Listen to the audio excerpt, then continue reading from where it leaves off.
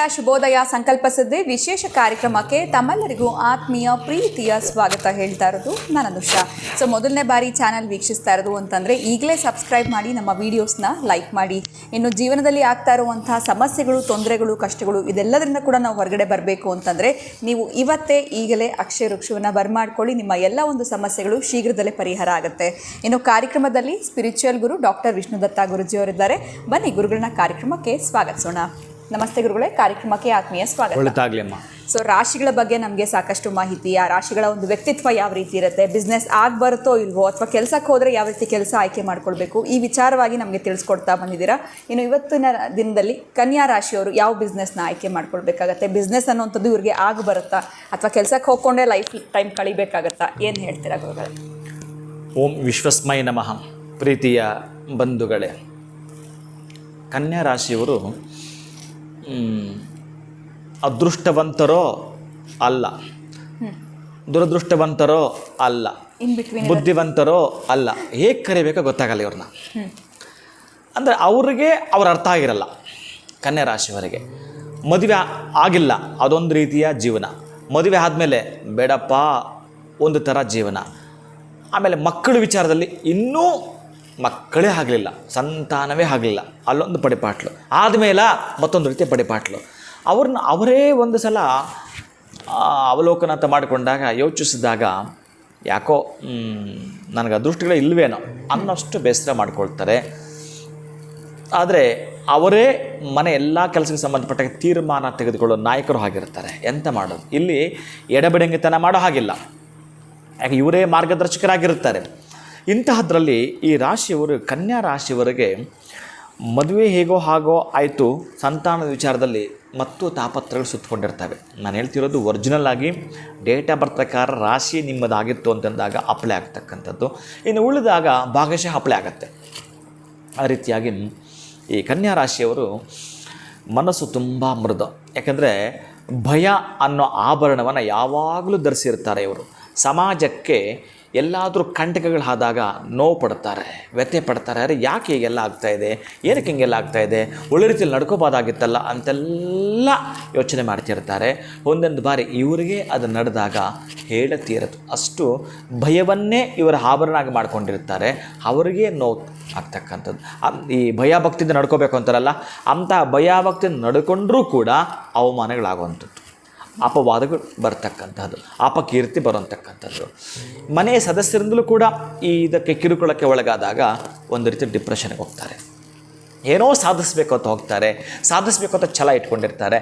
ಆದರೆ ಸಾಧಿಸಲಿಕ್ಕೆ ಹೆಜ್ಜೆ ಹೆಜ್ಜೆಗೂ ಕೂಡ ನಿಮಗೆಲ್ಲೋ ಒಂದು ಕಡೆ ಅಡೆತಡೆಗಳು ಬರ್ತಿದ್ದಾಗ ಏನೂ ಮಾಡಲಿಕ್ಕೆ ಆಗದಿರ್ತಕ್ಕಂಥ ಸನ್ನಿವೇಶಗಳು ಸೃಷ್ಟಿಯಾಗಿರ್ತವೆ. ಆದರೆ ಮನುಷ್ಯ ಅಂತಂದ ಮೇಲೆ, ಈ ಭೂಮಿಗೆ ಪಾದಾರ್ಪಣೆ ಮಾಡಿದ ಮೇಲೆ ಅವೆಲ್ಲ ಕೂಡ ಸಹಜವೇ ಅಂತ ನೀವು ತೀರ್ಮಾನ ತೆಗೆದುಕೋಬೇಕು, ಸಾಮಾನ್ಯ ಅಂತ ತಿಳಿದುಕೋಬೇಕು.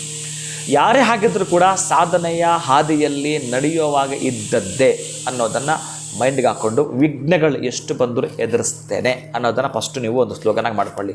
ಎಷ್ಟೇ ವಿಘ್ನಗಳು ಬಂದರೂ, ಎಷ್ಟು ಬಾರಿ ನಷ್ಟವಾದರೂ ಕೂಡ ನಾನು ಎದುರಿಸ್ತೇನೆ. ಈಗ ನಾನು ಸ್ವಲ್ಪ ಚೆನ್ನಾಗಿಲ್ಲ, ಮುಂದಿನ ವರ್ಷ ಕೂಡ ಚೆನ್ನಾಗಿಲ್ಲ, ನಾನು ಎದುರಿಸ್ತೇನೆ ಅಂತ ನೀವು ರೆಡಿಯಾಗಿ, ನಾಳೆನೇ ನಿಮಗೆ ಈ ಸುಖದ ಸೋಪಾನ ದಿನಗಳ ಕಾಣುತ್ತವೆ. ನೀವು ಭಯ ಪಡ್ತೀರಿ, ಬಹಳಷ್ಟು ನಿಮ್ಮ ಬದುಕಿಗೆ ಸಂಬಂಧಪಟ್ಟಾಗಿರ್ತಕ್ಕಂಥ ಜೀವನದ ಉತ್ಸಾಹವನ್ನು ಕಾಣ್ತಿರ್ತೀರಿ. ಎಲ್ಲರ ಜೊತೆ ಕೂಡ ಸೇರಿಕೊಳ್ಬೇಕು ಅಂತಕ್ಕಂಥ ಗುಣ ನಿಮ್ಮಲ್ಲಿರುತ್ತೆ. ಆದರೆ ಕೆಲವರು ಹಾಗೆ ಈರ್ಷೆಯನ್ನು ತೋರಿಸ್ತಿರ್ತಾರೆ, ಬೇಸರವನ್ನು ವ್ಯಕ್ತಪಡಿಸ್ತಿರ್ತಾರೆ. ನಿಮ್ಮ ಕೌಟುಂಬಿಕ ಕಲಹಗಳು ನಿಮ್ಮನ್ನೆಲ್ಲೋ ಒಂದು ಕಡೆ ಬೇಸರಕ್ಕೆ ಈಡು ಮಾಡಿರ್ತವೆ. ಅಣ್ಣ, ತಮ್ಮ, ಅಕ್ಕ, ತಂಗ, ಕೆಲವು ಜನ ಚೆನ್ನಾಗಿರ್ತಾರೆ, ಕೆಲವು ಜನ ಇದ್ದಕ್ಕಿದ್ದಂಗೆ ಮಾತು ಬಿಟ್ಬಿಡ್ತಾರೆ. ಇದು ಇವರಿಗೆ ಬೇಸರ. ಏನಪ್ಪ, ನಾನು ಇಷ್ಟೆಲ್ಲ ಮಾಡಿದ್ರು ಕೂಡ ಇನ್ನು ಹೇಗೆ ನೋಡ್ಕೋಬೇಕು ನಾನು ಇವರನ್ನು, ಇನ್ನು ಹೇಗೆ ಮಾತಾಡಿಸ್ಬೇಕು ಇವ್ರನ್ನ ಅನ್ನೋದು ಎಷ್ಟು ಬಾರಿ ಪ್ರಯತ್ನ ಪಟ್ಟರು. ಮೊದಲೇ ಇವರು ಟೀಚಿಂಗ್ ಪ್ರೊಫೆಷನ್, ಆಮೇಲೆ ಎಲ್ಲಾದರೂ ಒಂದು ಜಾಬ್ ಮಾಡಬೇಕಾದ್ರೆ ತುಂಬ ಲೆಕ್ಕಾಚಾರದ ವ್ಯಕ್ತಿಯಾಗಿ ಮಾಡಿರ್ತಾರೆ. ಯಾವುದು ರಿಸೆಪ್ಷನಿಸ್ಟ್ ಆಗಿರಬಹುದು, ಡಾಕ್ಟರ್ ವಿಚಾರದಲ್ಲಿ ಆಗಿರಬಹುದು.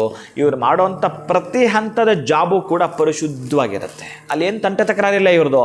ಮನೆಯಲ್ಲಿ ತಂಟೆ ತಕರಾರು, ಬಂಧುಗಳಲ್ಲಿ ತಂಟೆ ತಕರಾರು, ಸ್ನೇಹಿತರಲ್ಲಿ ತಂಟೆ ತಕರಾರು, ಇದು ಬರ್ತವೆ. ಇನ್ನು ಜಾಬ್ ಮಾಡೋ ಜಾಗದಲ್ಲಿ ಅವ್ರಿಗೊಂದು ತೃಪ್ತಿದಾಯಕವಾಗಿದೆ, ಸಾಕಪ್ಪ ಒಂದು ಅಷ್ಟರ ಮಟ್ಟಿಗೆ ನಡೀತಾ ಇದೆ, ಅದನ್ನು ಅಷ್ಟು ವರ್ಷ ಸಂಪಾದನೆ ಮಾಡ್ತಾ ಇದ್ದೇನೆ, ಮನೆ ಮಕ್ಕಳೆಲ್ಲ ಹಾಳು ಮಾಡ್ತಿದ್ದಾರೆ, ಮನೆಯಲ್ಲಿ ಸರಿಯಾಗಿ ಅದನ್ನು ನಿರ್ವಹಣೆ ಮಾಡ್ತಿಲ್ಲ. ಇದು ಇಂತಹ ಗೋಜಲುಗಳ ಸ್ಥಿತಿಗೆ ಕನ್ಯಾ ರಾಶಿಯವರು ಹೋಗಿರುತ್ತಾರೆ. ಏನಾದರೂ ಒಂದು ಮಾಡಬೇಕು ಅಂತ ಹೇಳಿ ಈ ಸಂಪ್ರದಾಯವನ್ನು ಅಳವಡಿಸ್ಕೊಳ್ತಾರೆ ಇವರು. ಏನೋ ಒಂದು ಸಂಪ್ರದಾಯದ ಜೊತೆಗೇ ನುಗ್ಗುತ್ತಿರ್ತಾರೆ. ಮಾರ್ಗದರ್ಶನ ಯಾರಾದ್ರು ಹಾಕ್ಕೊಟ್ಟಿದ್ದಾರೆ ಅದರ ಪ್ರಕಾರವಾಗಿ ಹೋಗ್ತಿರ್ತಾರೆ ಇವರು. ಆದರೆ ಅಡಿಗಡೆಗೂ ಕೂಡ ಅಡೆತಡೆಗಳು ಬರ್ತಿರ್ತವೆ. ಇದನ್ನು ನೀವು ಓವರ್ಟೇಕ್ ಮಾಡಿ ಮುನ್ನುಗ್ಗತಕ್ಕಂತಹ ಛಾತಿ ನಿಮ್ಮಲ್ಲಿದೆ. ಎಲ್ಲಿ ಗೊತ್ತಾ, ನೀವು ಬಹಳ ಪ್ರಮುಖವಾಗಿರ್ತಕ್ಕಂಥ ಘಟ್ಟ ತುಳಸಿ ಜೊತೆಗೆ ಶಂಖ ನಿಮ್ಮ ಜೊತೆಗಿರಬೇಕು. ನೀವು ವಾಸ ಮಾಡೋ ಮನೆಯಲ್ಲಿ ಶಂಖದ ಮೇಲೆ 1-2 ತುಳಸಿ ದಳಗಳನ್ನು ಹಾಕಿರಬೇಕು. ಮನೆ ಬಿಟ್ಟು ಹೋಗ್ತೀನಿ ಅಂತಂದರೆ ಕನ್ಯಾ ರಾಶಿಯವರು ಈ ಮೊಸರು ಕೆಂಪು ಕಲ್ಲ ಸಕ್ಕರೆನ ಸ್ವೀಕಾರ ಮಾಡಿ ಹೋಗಬೇಕು. ಇನ್ನು ಮಿತ್ರ ಅಂತ ಮಾಡ್ಕೊಳ್ತೀನಿ ಅಂತಂದರೆ ಈ ಒಂದು ಕನ್ಯಾ ರಾಶಿಯವರಿಗೆ ಈ ವಿಶೇಷವಾಗಿರ್ತಕ್ಕಂಥದ್ದು ಅದ್ಭುತವಾಗಿರ್ತಕ್ಕಂಥ ದೀರ್ಘಕಾಲದ ಪಯಣದ ಜೊತೆಗೆ ಇರ್ತಾರೆ ಅಂತಂದರೆ ಮಕರ ರಾಶಿಯವರು, ಕುಂಭರಾಶಿಯವರು, ತುಲಾ ರಾಶಿಯವರು ಮಧ್ಯಮ, ವೃಷಭ ರಾಶಿಯವರು ಮಧ್ಯಮ. ಆದರೆ ಮಿಥುನ ರಾಶಿಯವರು ಬಹಳ ಚೆನ್ನಾಗಿ ನಿಮ್ಮ ಜೊತೆಗೆ ಹೊಂದಿಕೊಳ್ತಕ್ಕಂತಹದ್ದು. ನೀವು ಏನು ಹೇಳ್ತೀರೋ ಕರೆಕ್ಟಾಗಿ ನಿಮ್ಮ ಯೋಚನೆಗಳು ಹೇಗಿರ್ತವೋ ಅದರ ಜೊತೆಗೆ ಪೂರಕವಾಗಿ ಬರ್ತಾರೆ ಮಿಥುನ ರಾಶಿಯವರು. ಇಂಥವ್ರನ್ನ ಜೊತೆಗೆ ಇಟ್ಕೊಂಡು ನೀವು ಮುಂದುವರಿತೀರಿ ಅಂತಂದರೆ ನಿಮ್ಮ ಎಲ್ಲ ಕೆಲಸಗಳು ಕೂಡ ಸಕ್ಸಸ್ಸನ್ನು ನೀವು ಕಾಣ್ತೀರಿ. ಖಂಡಿತ ಗುರುಗಳೇ, ಕನ್ಯಾ ರಾಶಿಯವರ ಒಂದು ವ್ಯಕ್ತಿತ್ವ ಯಾವ ರೀತಿ ಇರುತ್ತೆ, ಇವ್ರಿಗೆ ಇನ್ಯಾವ್ಯಾವ ರೀತಿಯಾಗಿರುವಂಥ ತೊಂದರೆಗಳು ಬರುತ್ತೆ, ಅದನ್ನೆಲ್ಲ ಹೇಗೆ ಪಕ್ಕಕ್ಕೆ ಸರಿಸಿ ಸಕ್ಸಸ್ ಅನ್ನೋದನ್ನ ಕಾಣಬೇಕು ಅಂತ ತಿಳಿಸ್ಕೊಟ್ಟಿದ್ದೀರಾ. ಬಹಳ ಧನ್ಯವಾದಗಳು ತಮಗೆ. ನಮಸ್ಕಾರ. ಹರೇ ಶ್ರೀನಿವಾಸ. ಇನ್ನು ನಿಮ್ಮದು ಕನ್ಯಾ ರಾಶಿ ಆಗಿತ್ತು ಅಂತಂದರೆ ಏನೆಲ್ಲ ನೀವು ಫಾಲೋ ಮಾಡಬೇಕು ಅಂತ ಗುರುಗಳು ತಿಳಿಸಿದ್ದಾರೆ. ಇವತ್ತಿನ ವಿಡಿಯೋನ ಮುಗಿಸುವಂತಹ ಸಮಯ ಆಗಿದೆ. ನಮಸ್ಕಾರ.